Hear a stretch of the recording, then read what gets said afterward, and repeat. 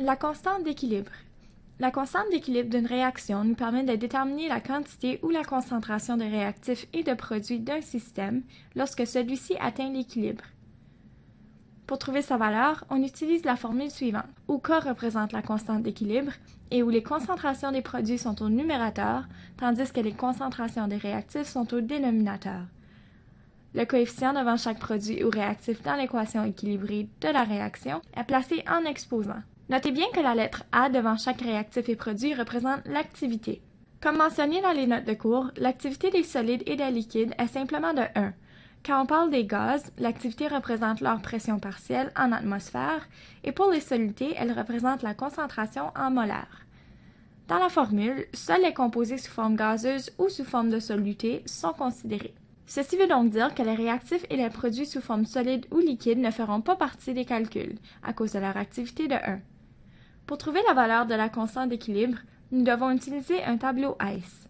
La valeur de K peut aussi être déterminée à l'aide des pressions partielles des gaz, selon la formule suivante, où les pressions partielles remplacent simplement les concentrations.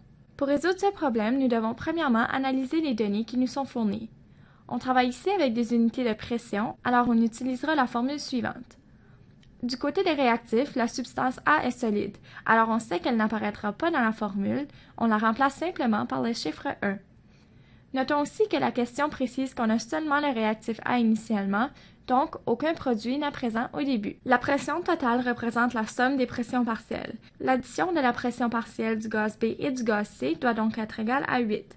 Ceci étant dit, passons maintenant au tableau ICE. A est un solide, alors il n'y a pas de pression partielle. Initialement, il n'y a pas non plus de produit.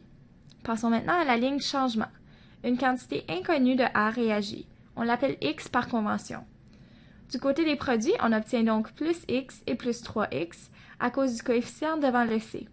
Nous savons que la somme de X et de 3X doit être égale à 8. On obtient donc une valeur de X égale à 2 pour donner un total de 2 et de 6 pour B et C à l'équilibre. En plaçant ces données dans la formule, on obtient une valeur de K est égale à 432.